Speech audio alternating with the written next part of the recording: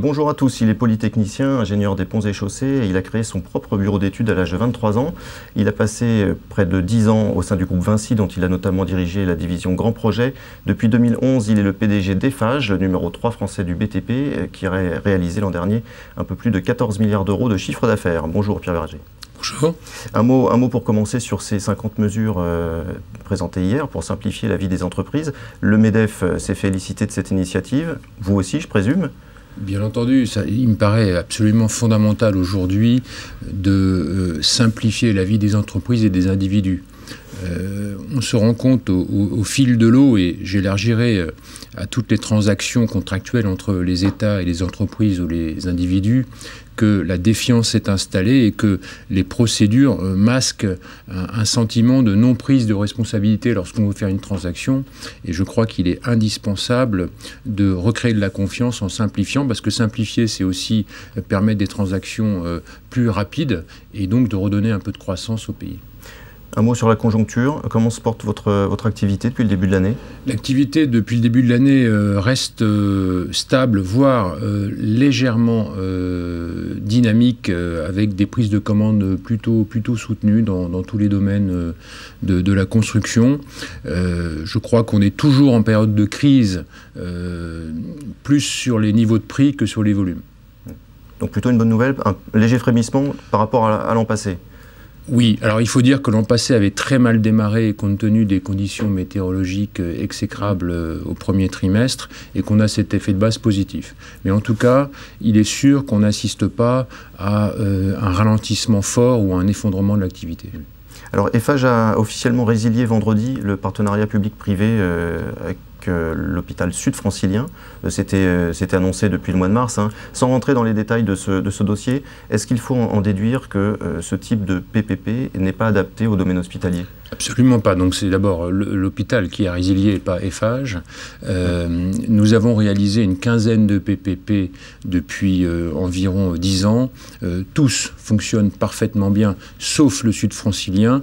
Les raisons qui nous ont conduits à arrêter ce partenariat sont complètement indépendantes de la nature du contrat PPP. C'était un cas particulier? C'est un cas particulier. On a un hôpital particulièrement complexe à construire, la réunion de 3 hôpitaux, beaucoup de demandes de changement dans la façon dont il fallait équiper l'hôpital, une conjoncture pas évidente avec un changement de gouvernement, une présence syndicale assez forte, et je crois que c'est la voie de la sagesse qui l'a emporté.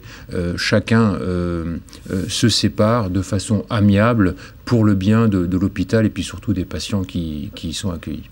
Alors parlons des perspectives sur le marché français, un marché français qui représente l'essentiel de votre chiffre d'affaires aujourd'hui. 80% environ. Les grands chantiers des mois, des années à venir, c'est quoi? Ce sera le Grand Paris, ce sera éventuellement quelques stades dans le cadre de l'Euro 2016? Oui, alors on a toujours tendance à parler des chantiers les plus importants et les plus médiatiques. Il ne faut pas oublier que le groupe Eiffage, c'est quand même 100 000 chantiers par an, énormément de petits chantiers qui font la résistance du groupe dans le domaine des travaux publics, du bâtiment, de l'industrie. En ce qui concerne les grands contrats, d'abord, il nous faut terminer le plus grand contrat jamais signé par le groupe Eiffage, c'est le chantier de LGV, Bretagne-Pays de Loire, 3 milliards d'euros clé en main, qui est un chantier qui se déroule parfaitement conformément au planning et au budget. Nous en sommes très satisfaits. Mais c'est demain le démarrage du Grand Paris. Nous avons signé le premier contrat important dans le cadre du Grand Paris, c'est la ligne 14. Prolongation de la ligne 14 à Paris. Qui est d'une certaine façon le point de départ, le lancement du programme Grand Paris qui devrait occuper les entreprises de construction et de travaux publics pendant une quinzaine d'années. Est-ce qu'on est capable de déterminer le volume d'affaires que ce Grand Paris est susceptible de générer et le nombre d'emplois à la clé? Oui, le Grand Paris est programmé de façon relativement précise maintenant. Il devrait s'étaler jusqu'en 2025. En ce qui concerne les travaux publics, c'est environ 15 milliards d'euros de volume de travaux qui seront étalés sur une dizaine d'années. Depuis que vous avez pris les rênes d'Eiffage, vous avez résolument mis le cap à l'international. Eiffage avait plutôt réduit la voilure en ce domaine avant votre arrivée. Et l'objectif, c'est de vous renforcer notamment en Afrique et au Moyen-Orient. Voilà. Alors, le groupe Eiffage avait effectivement ralenti ses activités internationales parce que, à l'époque, nous avions décidé, ou la direction générale avait décidé qu'elle ne pouvait pas tout assumer à la fois.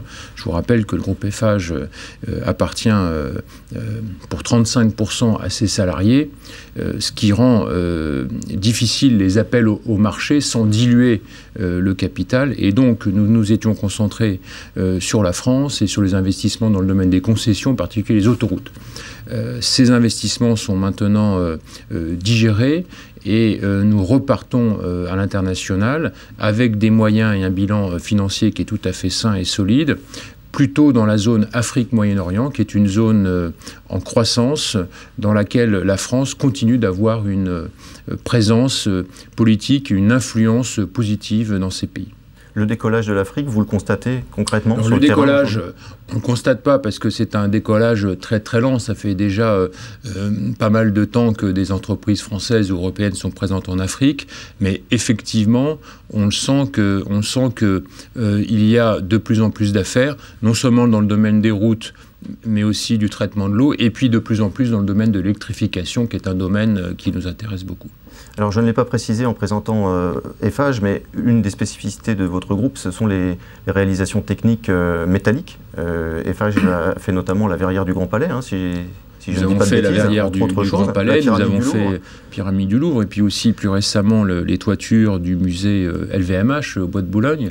Nous revendiquons un savoir-faire technique pointu dans presque tous les domaines de la construction, et notamment la construction métallique est un bon complément aux constructions en béton armé, qui nous permet d'être présents sur des opérations clés en main en faisant travailler toutes nos équipes, nos ouvriers et nos ingénieurs. Et si je parle de ce savoir-faire, c'est en pensant notamment aux clients potentiels au Moyen-Orient. Ça, j'imagine que ce type de réalisation de prestige peut vous ouvrir des perspectives intéressantes dans des pays comme le Qatar, les Émirats.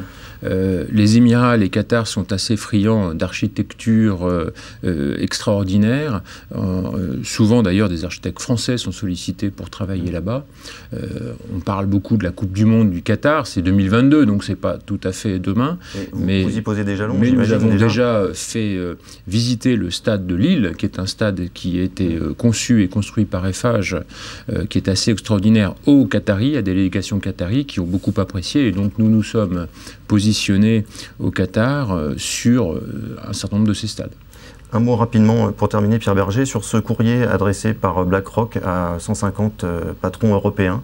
BlackRock qui possède presque 6% du capital d'Eiffage. Le message du courrier aux patrons, c'est investissez plus plutôt que de distribuer de l'argent aux actionnaires. Je crois que il a tout à fait raison. Une entreprise est là pour se développer, est là pour investir dans ses hommes, dans sa formation, dans ses outils industriels, dans ses prospections commerciales, dans des rachats effectivement d'entreprises. Et si, après ces périodes d'investissement, ils sont fructueux, alors, de toute façon, l'argent généré sera redistribué aux actionnaires. Mais il faut effectivement d'abord investir avant de distribuer. Tout ça me paraît tout à fait normal. Merci beaucoup, Pierre Berger. À bientôt. Merci bien. Merci.